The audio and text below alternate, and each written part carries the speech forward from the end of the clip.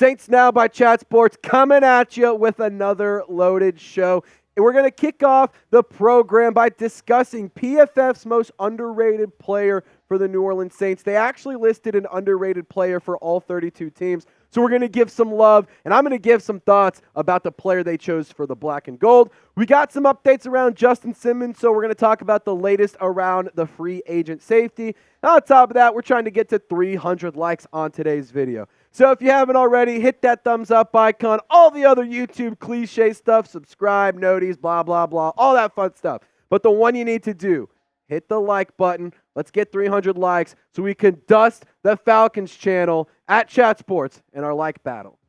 So the underrated New Orleans Saint, according to PFF, that's Pro Football Focus, was none other than Paulson Adebo. Number 29 had a career best in tackles, forced fumbles, pass breakups, interceptions, and snaps played since he was drafted in round 3 out of Stanford back in 2021. Now, it is worth noting this is going to be the last year that Adebo will be playing on his rookie contract, and I do believe that he's going to be playing for some big-time money because he could earn a nice payday here in a handful of months, about a year, if you will, for in free agency when things open up. And I think that the Saints should do everything in their power to keep Paulson Adebo around, but they also have addressed the cornerback position by bringing in Kool-Aid McKinstry in this year's draft class. So maybe they're preparing to let him walk. Who knows what's going on, but I will tell you this right now.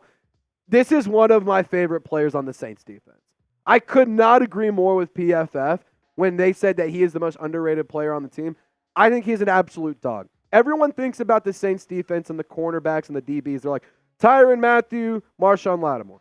But let's not forget about Paulson Adebo, who, straight up, the Week 9 NFC Defensive Player of the Week against the Bears.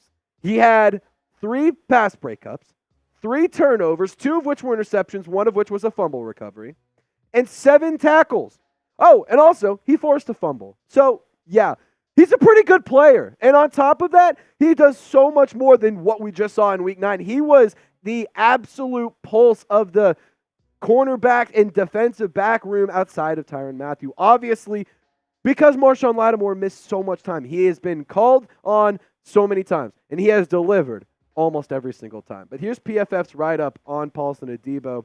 Although he has earned a lot of playing time since the Saints drafted him in the 3rd round in 2021, it was not until 2023 that he put it all together and started playing as one of the better cornerbacks in the entire National Football League. His 78.7 PFF overall grade ranked 15th amongst cornerbacks in 2023, and he orchestrated a 3-game stretch between weeks 8 and 10 as the NFL's highest graded cornerback in coverage with a 94.6 grade. Adebo recorded 4 interceptions over those 3 weeks. Now, Adebo's tackles, 76 is a career best for him. 18 pass breakups, that is a career best for him. The 4 interceptions, that is a career best for him. The forced fumbles, he had 2. And on top of that, his PFF coverage grade, he was excellent. He had a coverage grade of 80.5. And a passer rating allowed, very nice, of 69.9. And on top of that, according to the rankings and the statistics, Paulson Adebo's 18 pass breakups were 3rd across the NFL. If he had 1 more, he would have been tied for 2nd. Pretty damn good, if you ask me. His interceptions, he had 4 of those, was tied for 5th. A lot of players had 4 interceptions. A lot of players had 5 interceptions. But come on.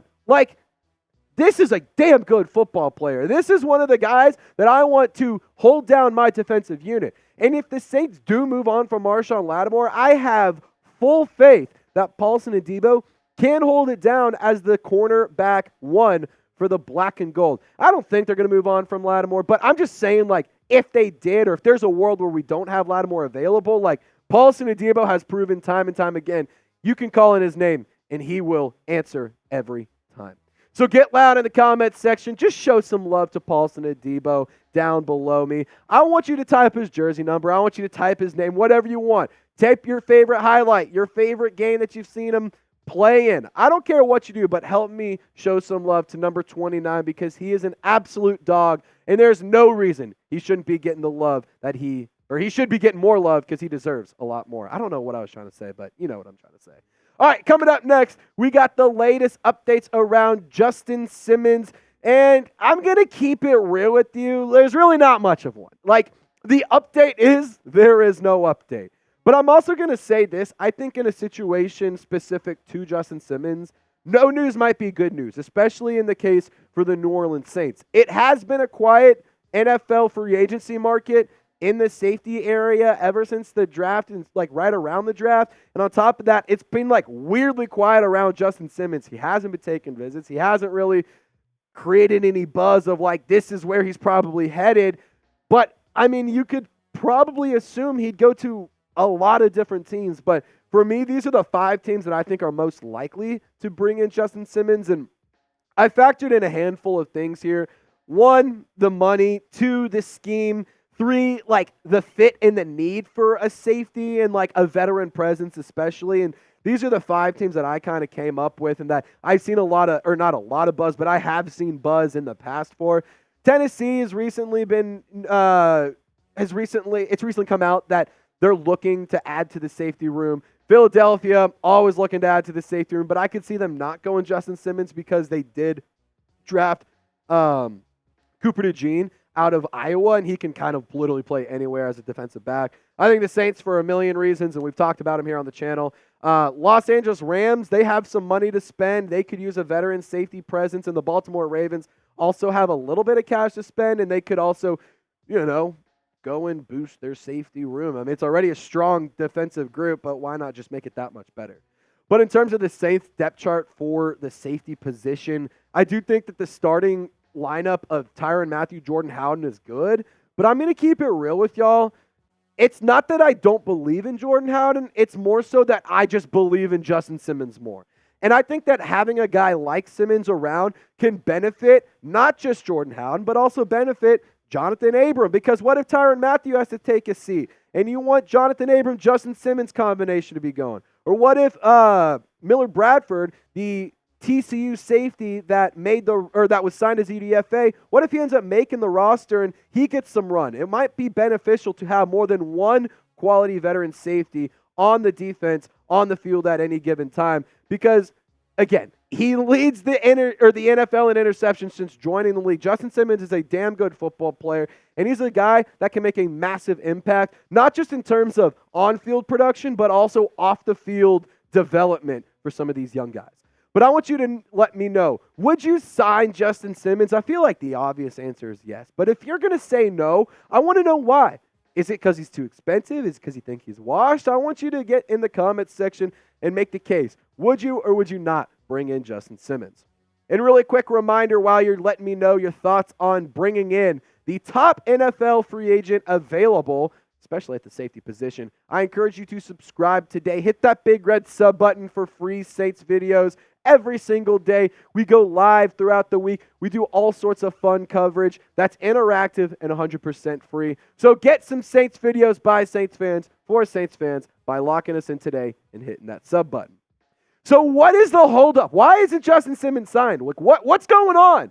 I kind of limited it down to these 3 things. It really could be a multitude of reasons, and I'm not going to put words into Justin Simmons' mouth, and I'm not going to create a situation where there isn't one, but I will say maybe Justin Simmons wants a contract that's not just a 1-year deal. Maybe some teams are looking at the 30-year-old player and saying, we're really only comfortable doing a 1-year, maybe a 2-year contract. So maybe that's something that's kind of been difficult for him. The guaranteed money I could also see being a factor. Not just the money in general, but how much of that is guaranteed. Because if you have let's call it, just for simplicity, a $10 million contract from the Saints versus the Eagles, but $8 million of that is guaranteed from the Saints and $6 million of that's guaranteed to the Eagles, I'm rolling with the guaranteed money every single time. So maybe there's something there. He is 30 again, so he could be seeking a more secure contract with guaranteed money. And also I could see the fit and the amount of play time that he could get being a factor as well, because when you do have more play time, It's easier to hit those contract bonuses and those incentive bonuses and whatnot. And on top of that, you just got to have a good scheme fit. The Ravens, for example, they do more they run more than 3 safety sets than anyone in the NFL. So I could see them being like, hey, let's go get the leading NFL interception guy since he's been drafted, Justin Simmons. But I would love the Saints to go and bring him in and throw him into the strong safety role. Tyrann Mathieu, I like him as the free safety, and this is a possible defensive back group that you could expect to see in New Orleans. Now, I'm not necessarily sure that Shamar Jean Charles will make the roster, but I could see the Saints going with Will Harris over Ugo Amadi. I could see them rolling with Jordan Howden over a player like Millard Bradford. I could see Jonathan Abram making the roster once again because he was impactful towards the end of the season.